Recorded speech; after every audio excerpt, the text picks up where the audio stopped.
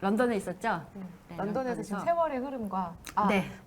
과학이 미술 복원에 필요한 그 결정적인 사건이었던 네, 얘기를 네, 네, 이제 했고, 그렇습니다. 네, 네, 이제 네, 네. 네덜란드로 가나요? 네, 네덜란드로 가보겠습니다.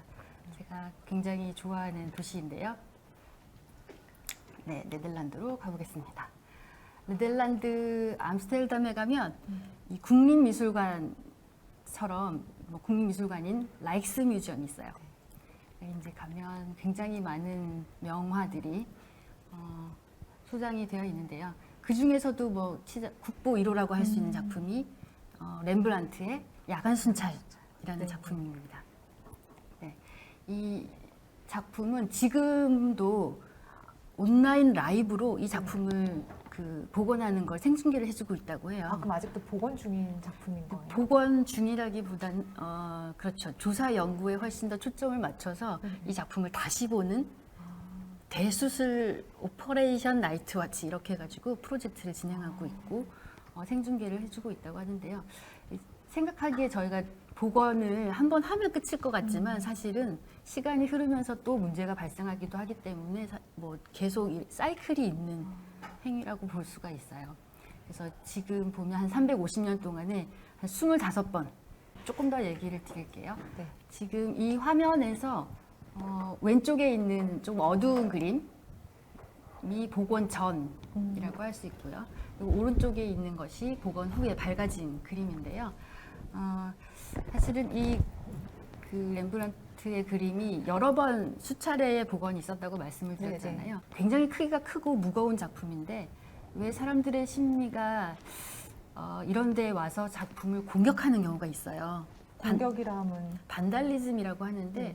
왜 공원에 있는 조각품에다가 슬쩍 가서 이렇게 뭐 긁기도 하고 그림이 보이면 네네네네. 거기다가 낙서를 하기도 하고 이런 것들을 반달리즘이라고 하는데 그 옛날부터 그랬는지 이제 실직자로 근데 이거는 그냥 사건이었던 거예요. 한 실직자가 이 미술관에 방문을 해서 그림 앞에 선 다음에 품고 왔던 칼을 가지고 작품을 막 수차례 찢어버리는 사건이 발생을 하기도 합니다. 그런 사건이 한 3번 정도 있었다고 해요. 이 미술관에 네네. 걸려 있는 동안에만 네네네. 해도. 그러면 이제 복원가들은 이 작품을 다시 꿰매고 상처를 치료하는 작업을 하게 되겠죠. 근데 이제 야간 순찰이라는 그 제목은 이제 붙여진 애칭 같은 것이었는데 사실은 1940년대 클리닝을 통해서 굉장히 이렇게 보시는 화면처럼 밝아졌다고 하거든요. 네네. 이게 이제 표면에 아까 바니스라고 하는 것을 칠한다고 했는데 이게 화면을 보호하기 위해서 칠하는 약간 천연 수치? 니스 같은 것이었어요. 광택나게 하려고 맞아요. 마지막에 칠하는 네네네. 그런 네. 거예요. 근데 이게 시간이 지나면서 굉장히 급격하게 이 어두워지고 누렇게 변하는 네네. 특징이 있거든요. 그래서 그 오래된 바니스를 제거를 했더니 저렇게 환하게 밝아진 사례가 이제 1940년대 클리닝을 통해서 밝혀진 그 그림의 원래 바니쉬랑 모습이었어요. 물감이랑 이렇게 엉겨 붙진 않나요? 엉겨 붙기도 하죠. 엉겨 붙기도 하지만 그 바니스라는 것은 이제 나무에서 나오는 수지 종류를 그 용제에 녹여서 만든 그런 것이기 때문에 그 기름하고 조그만 색이 있는 안료들이 섞여 있는 유화물감 층하고는 이렇게 막 같이 작가가 처음부터 섞어서 쓰지 않는 이상은 뭐 그렇게 완전히 이렇게 하나의 물질로 남겨지진 않습니다. 그래서 제거가 그렇군요. 가능하죠. 네. 네네네. 서양화는 거의 다 유화니까 네, 그렇겠네요. 네. 네네. 제가 이걸 넘기면서 했어야 되는데 여기 이제 찢어졌던 모습이고요. 저렇게 많이 상처를 냈군요. 굉장히 그림이 굉장히 크죠. 저 옆에 가드를 비교해 네. 보시면. 그리고 이게 이제 이 장면이 지금 사람들이 저 안에 들어가서 복원도 하고 그림을 조사 연구를 계속하고 있는 장면을 미술관을 찾아오는 관람객들이 저렇게 항상 볼 수 있고 온라인으로 중계도 하고 있는 모습입니다. 복원의 과정 자체를 저렇게 다시 또 하나의 전시로 보여주는 것도 저 미술관에서 되게 혁신적인 전시의 형태인 것 같기도 해요. 네, 네, 맞아요. 지난번에 네. 뭐 그런 곳을 방문하셨을 때 하는 사람들을 보셨다고 네네. 했잖아요. 그래서 이런 것들이 약간 어쩌면 너무 보존이라는 게 늘 뒤에서 일어나는 일이고 사람들이 알지 못하게 감쪽같이 뭔가를 만들어내는 일이라는 그런 개념에서 좀 더 이제 대중들하고 이야기하고 설명하고 같이 즐기는 하나의 콘텐츠가 되어가고 있는 것 같아요. 네, 좋네요. 네. 그렇지만 사실 만약에 저 안에 들어가서 일을 하는 사람은 별로 좋진 않겠죠. 아, 당직처럼 교대로 돌아가면서. 네. 네. 네덜란드 하면 또 한 명 빼놓을 수 없는 작가가 반 고흐죠. 네, 해바라기 방고. 네, 멀지 않은 곳에 반고 뮤지엄이 있고요. 세계에서 제일 반고 작품을 많이 소장하고 있는 곳입니다. 네. 이 반고는 동생하고 사이가 너무 좋아가지고 네. 편지를 주고받은 것으로 굉장히 유명한데요. 600통이 넘는 편지가 남아있다고 합니다. 동생이랑 네. 사이가 정말 좋았나 봐요. 보통 남자 형제들은 전화도 안 하지 않나요?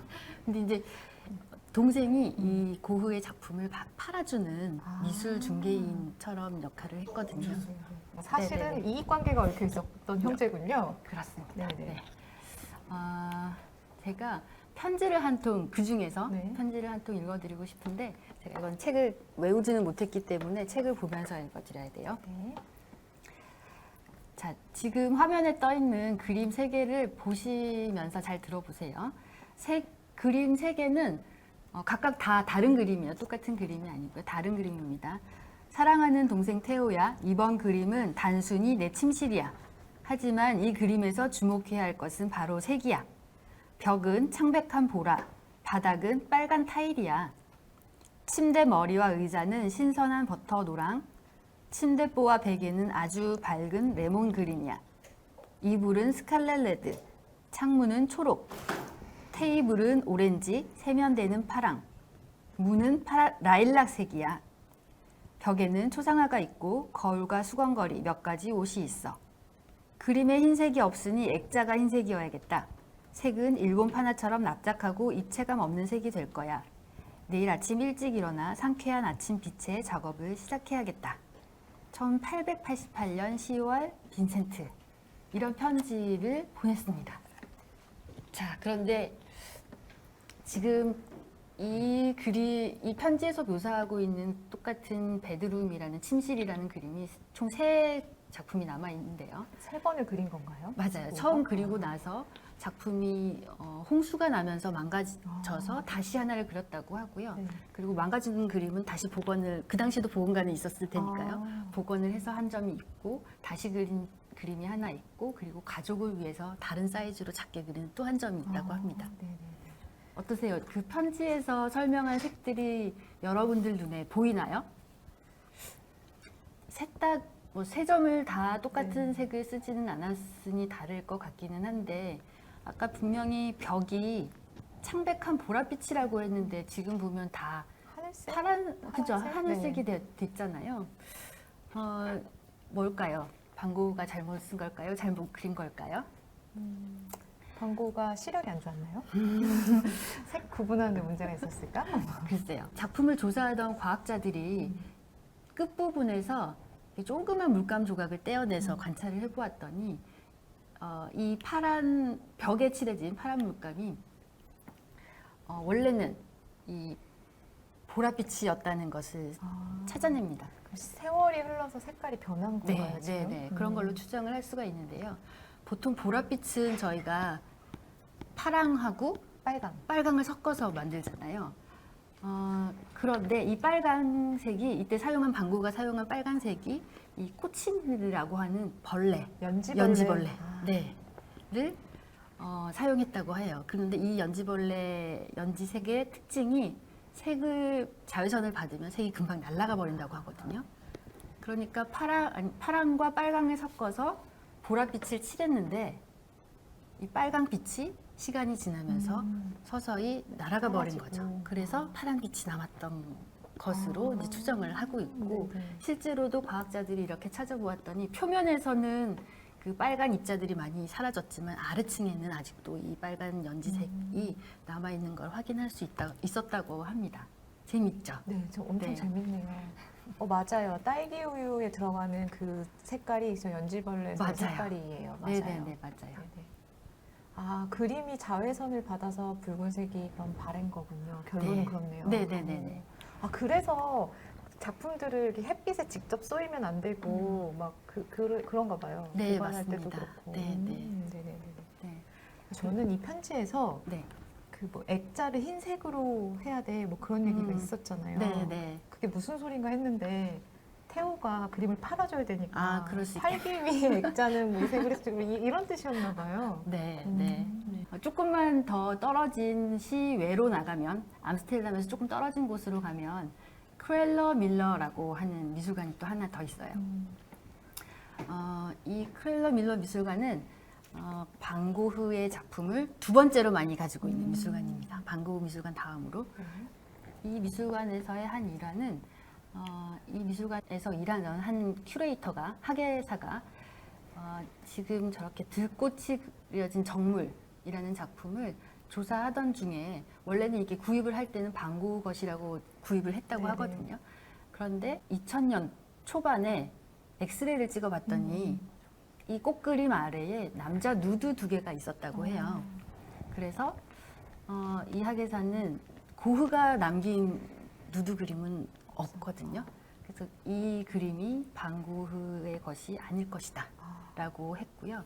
그리고 방고흐가 그린 스타일과 너무 다른 정물화잖아요. 네네네. 그렇기도 하고 남아있는 서명 부분이 원래 방고흐가 하는 서명과 또 달랐다고 해서 이 학예사는 이 작품이 방고흐의 작품이 아니다 라고 이제 결론을 내리게 되었다고 합니다. 그런데 이런 미술을 연구하는 사람들은 아까도 말씀하셨지만 여러 가지 자료들을 더 살펴보고 뭐 하는 것들을 즐기는 사람, 그걸 일로 생각하는 사람들이니까요. 편지 한 통을 더 이 그림과 연관 짓게 되는데요. 이것도 제가 읽어드릴게요. 방고흐 편지 중에서 동생에게 보낸 그 글이 있습니다. 사랑하는 동생 태호야, 잘 지내고 있니? 요즘은 아주 바빴어. 유화 수업 후에 저녁에는 소묘 수업에 갔고 10시 반부터 11시 반까지 클럽에서 모델을 그렸어. 이번 주는 대형 나체 흉상과 2명의 레슬러를 그렸어. 아주 즐거웠단다. 라고 1886년에 편지를 남기게 됩니다. 그런데 이때의 방고흐는 약간 아카데믹한 그 수업을 받던 중이었어요. 그래서 학교에서 나누어주는 캔버스를 가지고 이런 그림을 그렸을 것으로 추정을 했는데 아무리 찾아도 이 레슬러를 그렸던 그림을 찾을 수가 없었다고 합니다. 그런데 시간이 좀 지나서 그 엑스레이보다 조금 더 그 발전된 기술을 가지고 이 작품을 조사를 했는데요. 그랬더니 그냥 단순하게 복원하고 직접적으로 어떤 관계가 있다라고 말씀드리기보다는 이 복원을 하기 위해서, 보존을 하기 위해서 그림을 여러 가지 과학적인 기술을 사용을 해서 조사를 하고요. 그러는 과정에서 밝혀지는 여러 가지 재미있는 비밀들이 많죠. 네, 저 네, 알았을 네. 때 엄청 좋았을 것 같아요. 그랬을 것 같아요. 그럼 만약에 저렇게 그 밑에 레슬러 그림이 있다면 네. 복원가는 위에 꽃 그림을 다 제거를 하고 레슬러 그림을 찾아야 할까요? 그건 아니죠. 그쵸, 그쵸. 그렇죠. 네, 네, 네. 그럼 저 꽃그림도 고가 그린 건 맞긴 맞나요? 맞다고 합니다. 네. 처음에 이제 프랑스로 이주를 하고 나서 그런 경향의 그 실험적인 독특한 화풍을 이루기 전에 실험적으로 그렸던 꽃그림으로 추정을 하고 있습니다. 오히려 더 그 희귀하니까 가치가 있는 작품일 수도 있겠네요. 네, 네, 네, 네. 저거 구매했다가 진짜 아니라 그래가지고 아니라고 했던 그 학예사는 정말 지옥과 천당을 오고 갔겠네요. 네. 그 비밀을 알아갈 때마다 진짜 그 남들이 모르는 환희가 느껴질 것 같아요. 네, 일을 하면서. 맞아요. 네. 작가님도 그런 경험이 있으신가요? 저렇게 아주 드라마틱한 그런 경험은 아직 못했는데요. 언젠가는 그런 날이 올 거라고 생각하며 열심히 조사를 하고 있습니다. 열심히 기대하고 있겠습니다. 네.